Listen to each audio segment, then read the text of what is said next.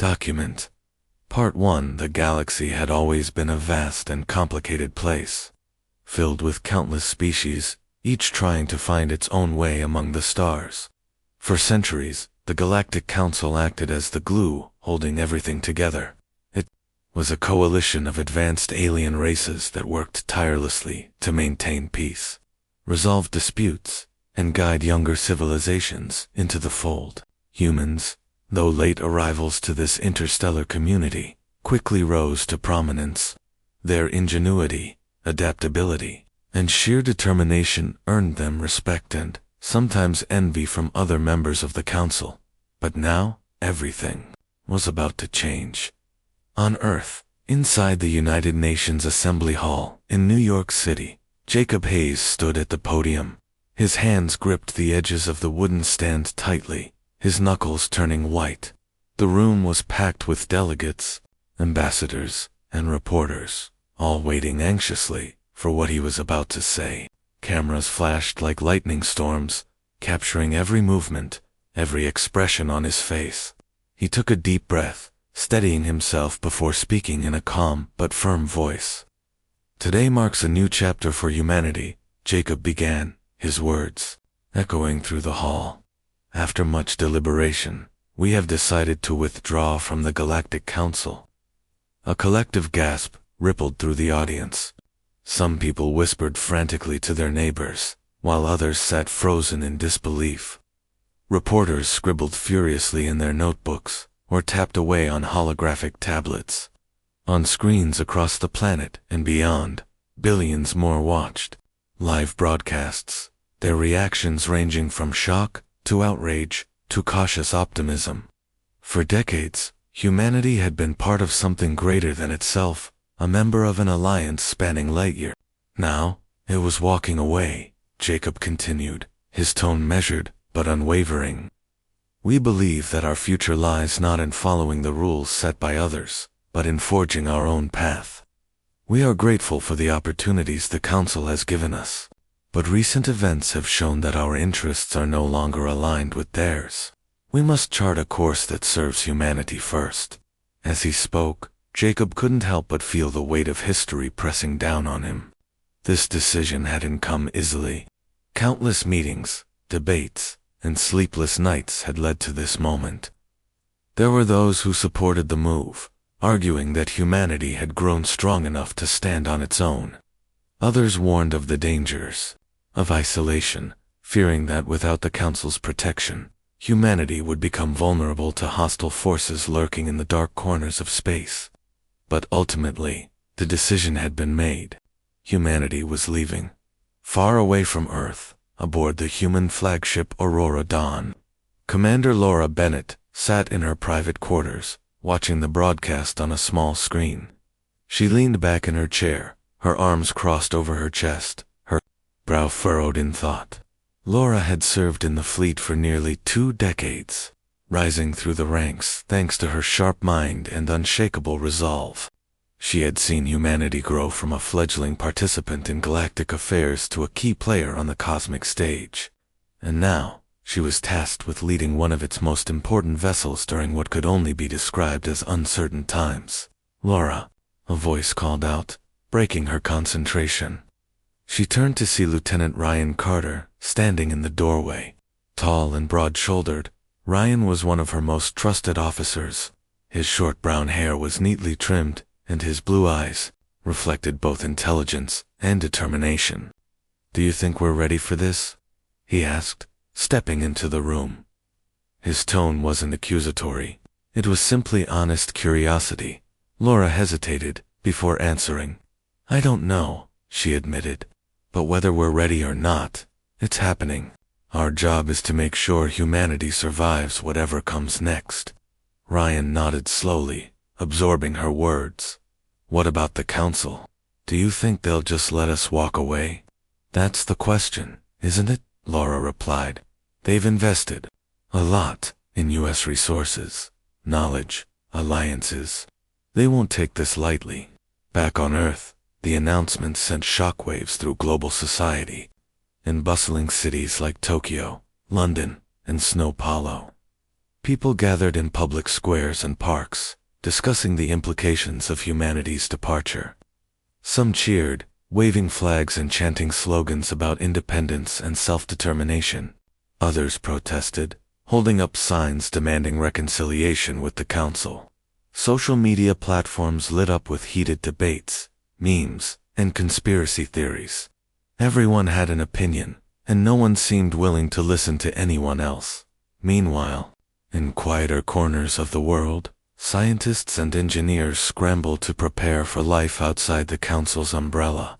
Emily Dawson, a brilliant astrophysicist, stationed at a remote research facility near Proxima Centauri, stared out the window of her lab.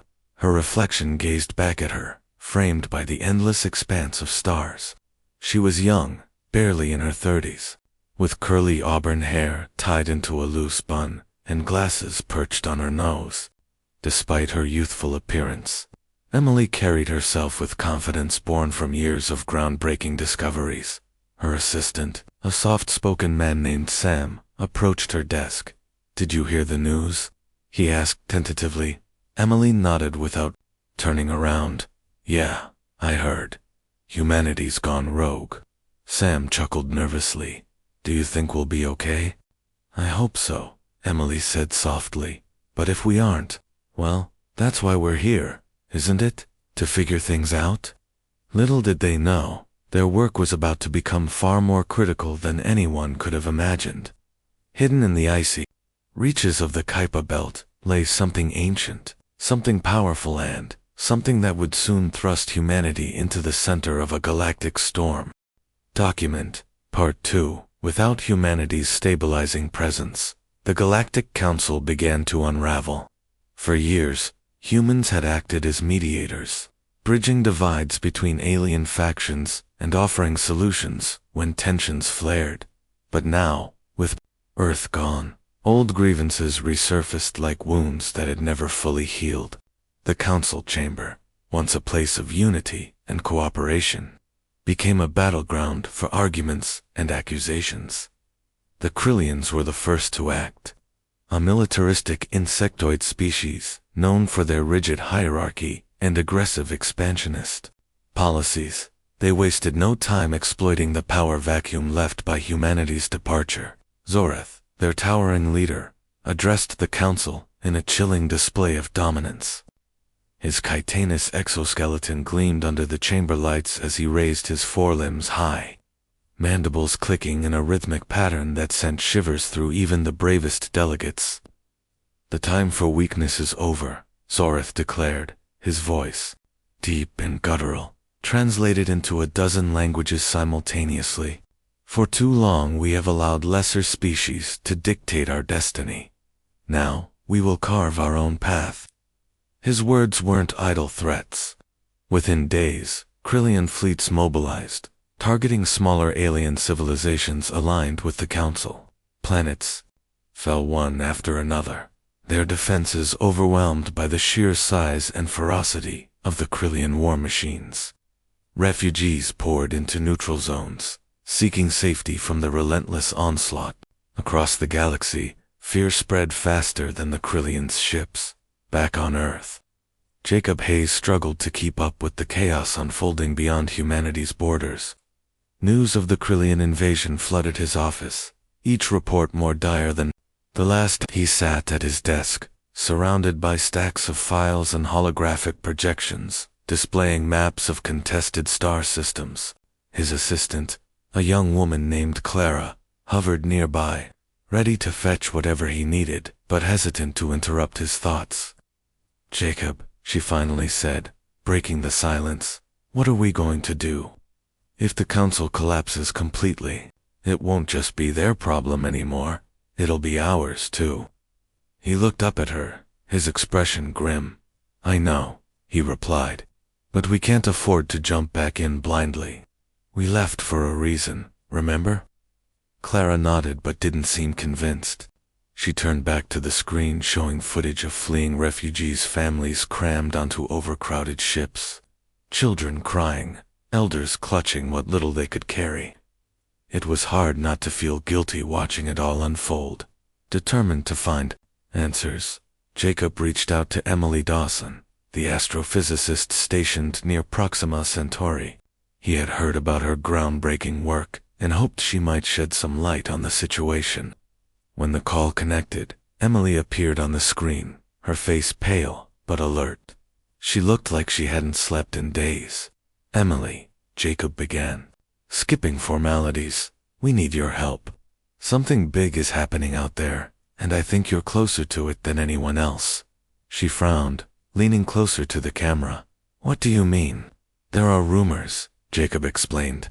"Rumors about ancient technology buried in the Kuiper Belt.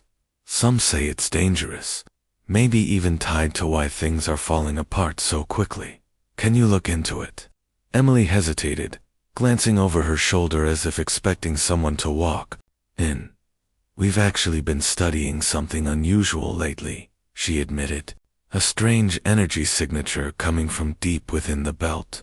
It's unnatural, almost like it's waiting for something or someone to activate it."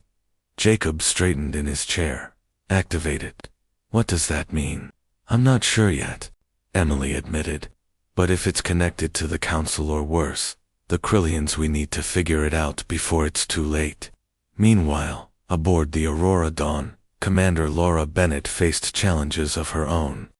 The crew buzzed with nervous energy, unsure how to adapt to their new role outside the Council's structure.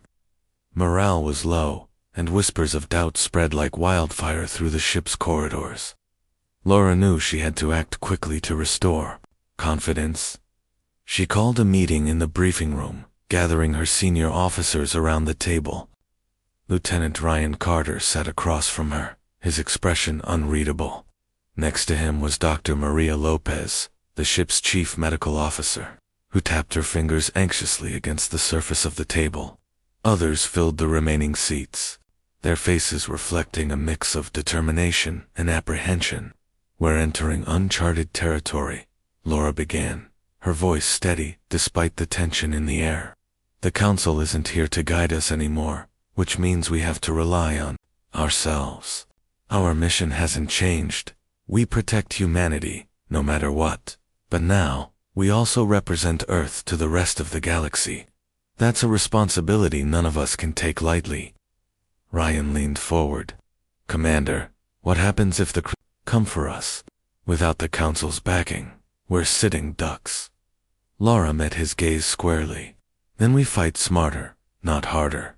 We use every advantage we have: technology, strategy, and most importantly, teamwork. Humanity may have walked away from the Council, but we haven't given up. Not yet." As the meeting ended, Ryan lingered behind, clearly troubled. "You really think we can handle this?" he asked quietly. Laura placed a reassuring hand on his shoulder. "We don't have a choice," she said firmly. "If we falter, billions of lives depend on us picking ourselves back up. So yes, I believe we can handle it, and so should you." Unbeknownst to them, events were already spiraling out of control. Back at Emily's research station, alarms blared suddenly, startling everyone. Sam rushed into the control room, his face pale. "Dr. Dawson, there's an unidentified vessel approaching." "Fast, it's not responding to hails." Emily's heart raced as she studied the readings. Whoever or whatever it wasn't friendly. Grabbing a communicator, she sent a desperate message to the Aurora Dawn. Document, Part 4. Back aboard the Aurora Dawn, Emily Dawson found herself in the center of attention. The ship's senior officers gathered around her, their expressions a mix of curiosity and concern. Commander Laura Bennett stood at the head of the table, her arms crossed as she listened intently.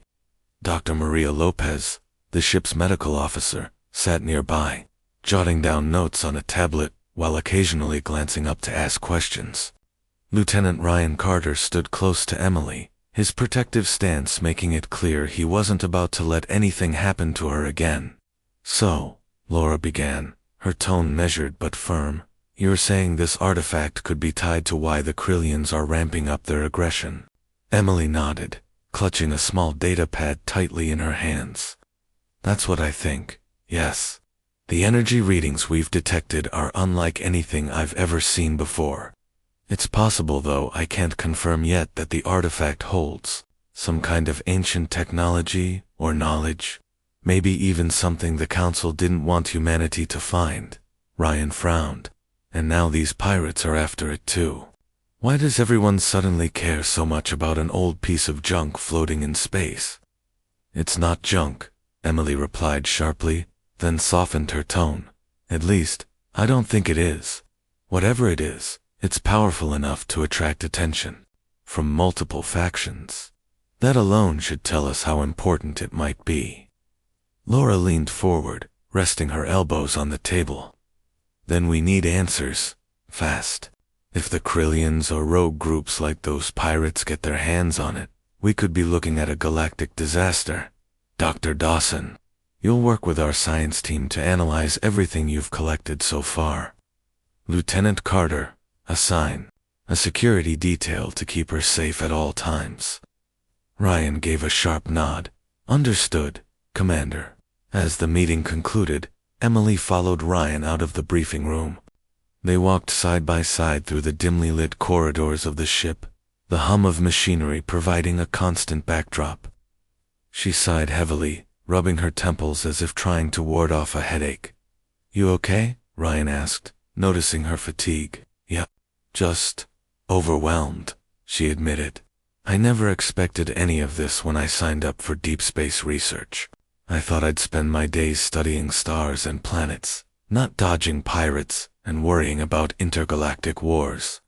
Ryan chuckled softly. Welcome to life outside the Council. Nothing's simple anymore. They reached the lab where Emily would begin her analysis. Inside, technicians were already setting up equipment, preparing for her arrival. As she settled into her workstation, Ryan lingered in the doorway. If you need anything at all, let me know, he said earnestly. We're in this together. Emily smiled faintly. Thanks, Ryan. I appreciate that. Meanwhile, back on Earth, Jacob Hayes faced mounting pressure from all sides. News of the pirate attack on Emily's station had spread quickly, sparking debates across the globe. Some people praised the swift response of the Aurora Dawn, hailing it as proof that humanity could protect itself without relying on the Galactic Council. Others saw it as evidence of the dangers lurking beyond Council-controlled space, arguing that leaving had been a reckless mistake. Senator Daniel Harper was among the loudest critics, a tall, imposing man with silver hair and a commanding voice. Harper had long opposed humanity's withdrawal from the Council. He used every opportunity to push his agenda, appearing on news programs and speaking at rallies to rally support for rejoining the Council. We made a grave error, Harper declared, during one televised interview. By abandoning the Council, we've left ourselves vulnerable to chaos and exploitation. Look at what happened to Dr. Dawson's team. Is this really the future we want for humanity? Jacob watched the interview from his office, frustration simmering beneath his calm exterior. He knew Harper's arguments resonated with many people, especially those who feared the unknown, but Jacob also believed that returning to the Council wouldn't solve their problems. It would only delay the inevitable. Later that evening, Jacob received a call from an unexpected source, Emily Dawson. Her face appeared on his screen, looking exhausted but determined. Jacob, she began without preamble, there's something you need to know. This artifact hits more than just advanced tech. It's tied to the Council itself. Specifically, 2 experiments they conducted decades ago using human subjects. Jacob's eyes widened. Human subjects? What are you talking about? Emily hesitated, clearly uneasy about sharing classified information. When humanity first joined the Council, we agreed to certain conditions. In exchange for access to their technology and resources, we allowed them to conduct research on us.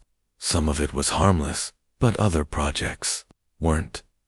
This artifact might be connected to one of those experiments, a weapon designed to destabilize entire star systems. Jacob sank into his chair, stunned by the revelation.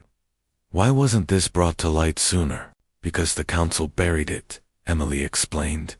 They erased records, silenced witnesses, and pretended it never happened. But if someone activates this thing, it could unleash devastation on a scale we can't even imagine. Jacob rubbed his temples, feeling the weight of responsibility settling heavily on his shoulders. What do you suggest we do? We need to secure it, Emily replied firmly. But we also need to expose the truth. Humanity deserves to know what the council has done and why they're so desperate to keep this artifact hidden. While Jacob wrestled with Emily's revelations, tensions continued to escalate across the galaxy. The Krillians launched another wave of attacks, targeting neutral trade hubs and refugee settlements. Refugees poured into human-controlled territories, straining resources and igniting debates about whether Earth should intervene. Commander Bennett received orders to intercept a Krillian fleet advancing toward a key trade hub near the edge of human space. Knowing defeat would embolden the Krillians further, Laura devised a bold plan involving decoy ships and sabotage. She turned to Ryan, trusting him to lead the infiltration team tasked with disabling the Krillians' flagship. You'll have 10 minutes once you're aboard, Laura instructed. After that, we hit them hard and force a retreat. Understood? Ryan nodded. Understood, Commander. As preparations got underway, Emily worked tirelessly in the lab, analyzing fragments of the artifact recovered from the Kuiper Belt. Late one night, she discovered something chilling. The artifact contained traces of AI programming, remnants of an ancient intelligence capable of communicating with its handlers. When she activated the dormant system, a holographic figure materialized before her, an ethereal being calling itself Vera. I am Vera, the construct announced, its voice melodic yet cold. You have awakened me. Speak your purpose. Emily stared in awe, momentarily speechless. Finally, she managed to speak. Who or what are you? I am a guardian, Vera replied. Created to oversee the Stellar Forge, a tool of immense power. Its misuse could unravel the fabric of existence. You must prevent such an outcome. The Stellar Forge, Emily echoed. Is that what the artifact controls? Vera paused, as if weighing how much to reveal. The forge lies dormant, awaiting activation. If it falls into the wrong hands, destruction will follow. Protect it or destroy it, if necessary. Before Emily could ask more questions, alarms blared throughout the ship. Something or someone was attempting to hack into the Aurora Dawn's systems. Realizing the danger, Emily quickly shut down Vera's interface and alerted Ryan. We've got company, she warned, and I think they're after the artifact. Ryan grabbed his weapon, determination hardening his features. Then let's make sure they don't get it. Document. Part 5. The Aurora Dawn hummed with tension as alarms echoed through its corridors. Emily Dawson stood in the lab, her hands trembling slightly as she secured the artifact inside a reinforced containment unit. The mysterious AI construct Vera had vanished after issuing its cryptic warning, leaving behind more questions than answers. But one thing was clear. Someone or something was trying to get to the artifact, and they wouldn't stop until they succeeded. Ryan Carter burst into the room, his weapon drawn and his expression grim. We've got intruders, he said without preamble. They're using some kind of advanced hacking tech to bypass our systems. It's only a matter of time before they find us. Emily nodded, forcing herself to stay calm despite the adrenaline coursing through her veins. The artifact's locked down for now, but if they break through the ship's defenses, it won't hold them off for long. Then we move it, Ryan decided quickly. Commander Bennett's orders are to protect it at all costs. We'll take it to the secure vault in Engineering It's, the most fortified part of the ship. Without waiting for a response, Ryan grabbed the containment unit and gestured for Emily to follow him. Together, they hurried out of the lab, weaving through narrow passageways lit by flickering emergency lights. Behind them, The sound of distant explosions rocked the ship as the intruders breached external hatches. Sparks flew from damaged panels, and smoke filled the air, making it hard to see as they reached the main corridor leading to engineering. A group of armed figures emerged from the shadows. Their sleek black armor bore no insignia, but their weapons were unmistakably advanced, far beyond anything humanity currently possessed. One of them stepped forward, raising a hand to signal the others to hold their fire. "You don't have to do this," the leader said, his voice calm but menacing. "Hand over the artifact, and we'll leave peacefully." Ryan tightened his grip on his weapon, positioning himself between the intruders and Emily. "Not happening," he growled. "You're not getting anywhere near it." The leader smirked, clearly unimpressed. "Suit yourself." He raised his arm, and the rest of the team opened fire. Ryan reacted instantly, pulling Emily behind a nearby bulkhead as energy bolts ricocheted off the walls. "Stay low," he shouted, returning fire with precise shots that forced the attackers to take cover. Despite being outnumbered, Ryan's training kicked in, allowing him to keep the enemy at bay while buying time for reinforcements to arrive. Back in the command center, Commander Laura Bennett monitored the situation with growing concern. The intruders' technology was unlike anything she'd encountered before, suggesting they weren't ordinary pirates or mercenaries. Whoever they were, they had access to resources far beyond what rogue factions typically possessed. "Lieutenant Carter is pinned down near Section D7, reported Ensign Patel, her fingers flying over the console. "They're closing in on his position." Laura clenched her jaw, her mind racing. "Send backup immediately, and reroute power to that sector's defenses. We can't let them reach engineering." Dr. Maria Lopez, standing nearby, spoke up hesitantly. "Commander, what about Dr. Dawson? If they capture her or worse, the artifact, we could be looking at a catastrophe."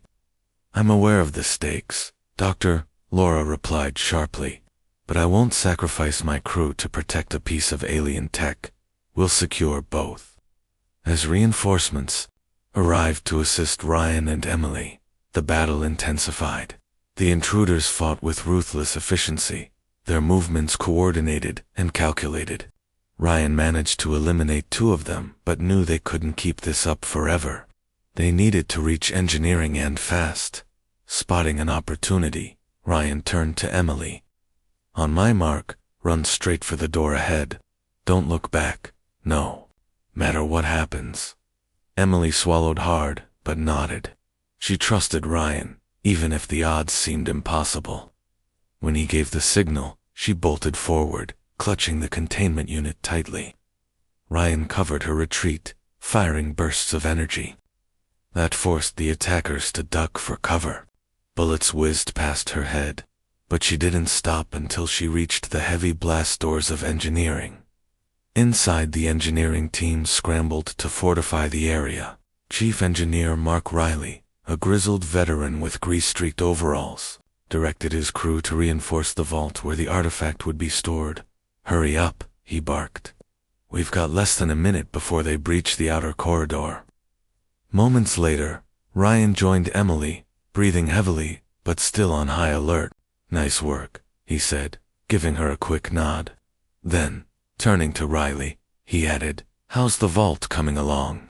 "Almost ready," Riley replied, wiping sweat from his brow. "Just need another 30 seconds. Outside, the intruders regrouped, their leader visibly frustrated by the resistance. "Enough games," he snarled. "Blow the door." One of his men placed a small device on the blast doors and activated it. A deafening explosion shook the entire section, sending chunks of metal flying. Smoke billowed into the room as the attackers stormed inside, their weapons blazing. Ryan and the engineering team fought valiantly, holding the line long enough for Riley to seal the vault. With a final beep, the artifact was locked away behind layers of reinforced steel and electromagnetic shielding. The intruder leader cursed loudly, realizing they'd been too late. "Fall back," he ordered, signaling his team to retreat. Within moments, they disappeared as quickly as they had come, leaving behind a trail of destruction. When the dust settled, Laura arrived to assess the damage. Her gaze swept over the charred walls and scattered debris before landing on Ryan and Emily, both covered in soot, but alive. "Status report," she demanded. "The artifact's secure," Ryan assured her, but they knew exactly what they were looking for and how to get it. Laura frowned, clearly troubled by the implications. This wasn't just a random attack. Whoever sent them wants that artifact badly enough to risk assaulting one of our flagships. We need to figure out who they are and why they're so desperate. Emily stepped forward, her voice steady, despite everything that had happened. "I think I might know part of the answer." That AI construct, Verret mentioned something called the Stellar Forge. According to Vera, the Forge has the power to destabilize entire star systems if the wrong people activate it. She trailed off, letting the gravity of her words sink in. Laura's expression hardened. "Then we can't let it fall into enemy hands. Not the Krillians, not these shadowy operatives, and certainly not anyone else who thinks they can use it as a weapon." Ryan glanced at Emily, then back at Laura. "What's our next move, Commander?" Laura took a deep breath, her resolve unwavering. "We track down the Stellar Forge and we destroy it if we have to." Humanity walked away from the Council, but we didn't walk away from responsibility. If this thing poses a threat to the galaxy, it's up to us to stop it. As the crew began repairs and prepared for their next mission, Emily couldn't shake the feeling that they were only delaying the inevitable. The artifact and the secrets it held was just the beginning of something much bigger, and whatever came next, it would test humanity's strength, courage, and unity like never before. Document Part 3. The unidentified vessel closed in on Emily Dawson's research station with alarming speed. Its sleek, jagged design was unlike anything she had ever seen before. The ship's surface shimmered faintly, as if it were cloaked in some kind of energy field. It didn't broadcast any identification signals or respond to hails, which only deepened the unease among the station's small crew. Emily stood in the control room, her fingers flying over the console as she tried to gather more data. Her assistant, Sam, hovered anxiously nearby, his eyes glued to the monitor, displaying the approaching ship. "It's not Krillian," he muttered under his breath. "But that doesn't mean it's friendly." "Sam, prep the emergency protocols," Emily instructed, her voice steady, despite the knot tightening in her stomach. "And make sure everyone knows to stay calm. We don't know what we're dealing with yet." Before Sam could reply, the ship fired a warning shot, a bright pulse of energy that streaked past the station, narrowly missing its outer hull. The impact rattled the entire structure, sending equipment clattering to the floor and causing lights to flicker. Panic erupted in the corridors as scientists and technicians scrambled for safety. "We're under attack," someone shouted over the intercom. Emily clenched her fists, forcing herself to focus. She activated the distress beacon, sending out a signal on all frequencies. If anyone was listening, human or otherwise, they needed to know what was happening here. Then she turned to Sam. "Get to the escape pods. If things get worse, I'll hold them off as long as I can." "No way," Sam protested. "I'm not leaving you here alone." "You have to," Emily snapped, her tone sharp but resolute.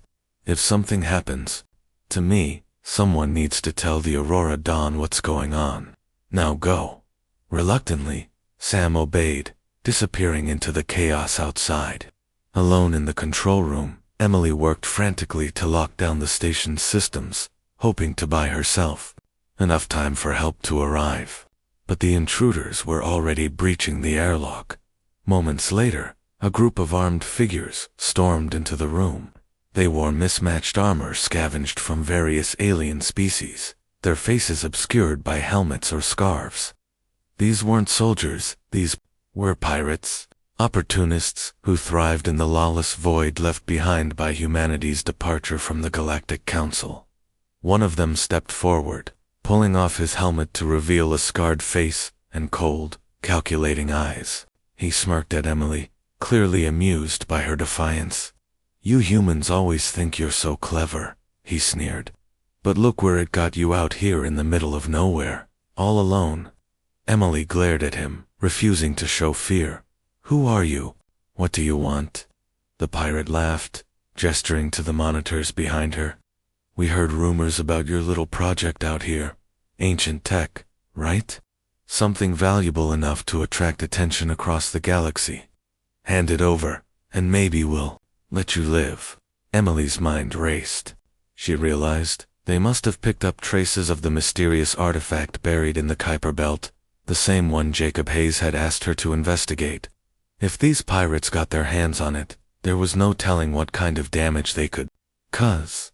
"I don't know what you're talking about," she lied, crossing her arms defiantly. "This is just a research station. Nothing special." The pirate leader's grin widened. "Don't play dumb with me, Doc. We've been tracking that energy signature for weeks. You've found something big, and it belongs to us now." Before Emily could respond, an alarm blared through the station. A new signal had appeared on the radar, a fleet of ships emerging from hyperspace. The pirate leader cursed under his breath, spinning around to check the monitors. Relief washed over Emily when she recognized the insignia of the Aurora Dawn. Help had arrived. On board the flagship, Commander Laura Bennett studied the situation unfolding below. Her jaw tightened as she watched the pirate vessel loitering near the research station. "They're raiders," she said aloud, addressing her. "Officers, probably ex-council, mercenaries turned rogue after humanity pulled out. Lieutenant Carter, prepare a strike team. We're going in." Ryan nodded, already moving toward the armory. "Understood, Commander. What's the plan?" "We need to neutralize the threat without causing unnecessary casualties," Laura replied. "Our priority is rescuing Dr. Dawson and securing whatever they're after.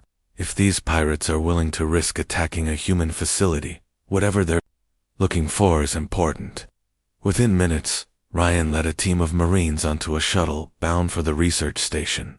As they approached, the pirates opened fire, forcing the shuttle to swerve violently to avoid being hit. Sparks flew inside the cabin as stray shots grazed the hull, but Ryan remained focused, gripping his weapon tightly. "Hold steady," he shouted to the pilot. "Drop us as close as you can." The shuttle descended rapidly, landing just outside the station's main airlock. Ryan and his team disembarked, weapons drawn, ready to engage. The pirates inside were caught off guard, giving Ryan's squad the advantage as they pushed forward into the station. Emily heard the commotion and peeked out of the control room, her heart pounding as she saw the Marines advancing. When she spotted Ryan leading the charge, relief flooded her face.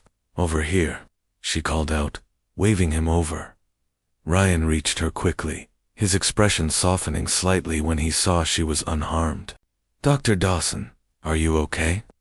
"I'm fine," Emily replied, though her trembling hands betrayed her nerves. "But they're after something, an artifact buried in the belt.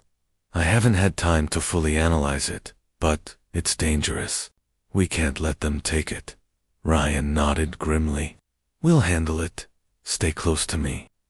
Together, they moved deeper into the station, joining forces with the Marines to drive the pirates back. The battle was intense but brief.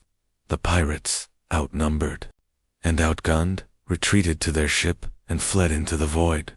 With the immediate threat neutralized, Ryan turned his attention to Emily. "What exactly is this artifact?" he asked, his curiosity evident. Emily hesitated, unsure how much to reveal. "It's complicated. Let's just say it might be tied to why the Council and now the Krillians are so interested in humanity. We need to study it carefully before deciding what to do next." Ryan exchanged a glance with one of his teammates, then nodded. "Understood. For now, let's get you back to the Aurora Dawn. The commander will want to hear everything." As they made their way back to the shuttle, Emily couldn't shake the feeling that they were only scratching the surface of something far bigger and far more dangerous than anyone realized.